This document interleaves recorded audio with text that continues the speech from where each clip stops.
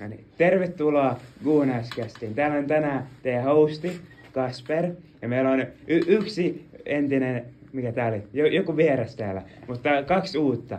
Esitelkää ittenne. Daniel. Mä oon Emanuel. Ja mä oon Severi. Yes.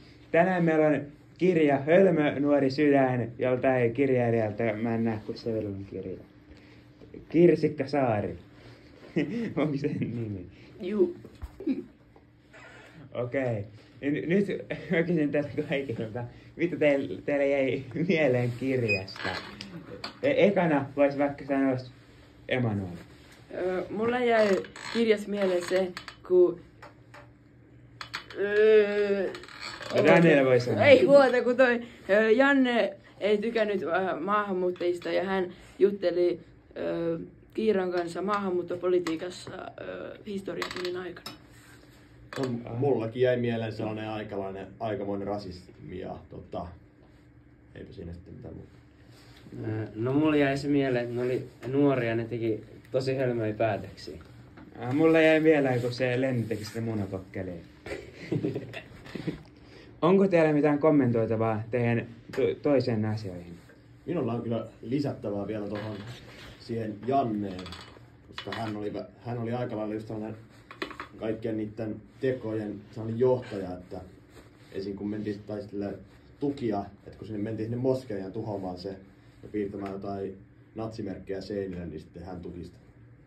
Mitäs Emanuelit löytyy? Joo, mä kommentoin sitä Danielin sitä rasismi-hommaa, kun se Janne sanoi, että se ei halua mamuja Suomeen.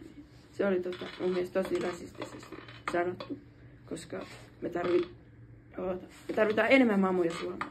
Niin Janne oli ihan ilkeä. Kappe, sä voit kommentoida mun mielestä seuraavaksi. Okay. Mun mielestä siinä oli hölmöä se, kun ne meni ostaa sen hemmetin pinnasängyn ihan turhaan. Mitä ne edes teki sillä kertaakaan? No okei.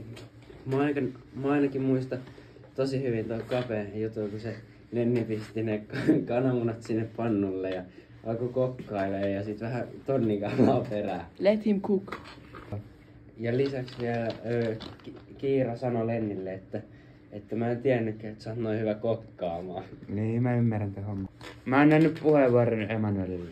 Joo, että mä haluan vielä lisätä siihen Severiin, siihen munakokkeliin hommaan. Että se oli mun mielestä ihan täydellinen, ihan fasinaattinen, ihan mahtava, super, ihan ihmeellistä, mihin se pystyy tehdä noin hyvän tämmöisen kananmuna homman. Tai silleen, se oli mä en oo ikinä nähnyt mitään näin hyvää. Tää yllätti, mä sain shokkikohtauksen tästä hommasta, että Sellainen lisäys. Okay. Mä tykkäsin Danielin, kun se vei mut vähän takas sinne Berghofiin. Kun oli siellä se Berghofissa sen tätihän se ei tykännyt siitä, kun se oli siellä natsijuttuja ennen. Mulla tuli vähän sama mieleen. Ja mulla on vielä lisättävää tuohon Kapen pinnasänkytarinaan, että tarina ei tosiaan kerro, mitä pinnasänkyyn tapahtui, mutta tarinassa kyllä kerrottiin, että se koki kovia sen hetken aikana, se siinä tarinassa oli mukana. No mulla tuli tosta Emanueli Janne hommasta mieleen se, että mun mielestä se oli vähän hölmöä, kun se tuki niitä kaikkea natsismijuttuja, kertoi Lennille, kuin hyvin menee, kun se piirtelee niitä jotain juttuja sinne ympäri niitä vähän niitä merkkejä ja kaikkea tällaista. Just. Okay.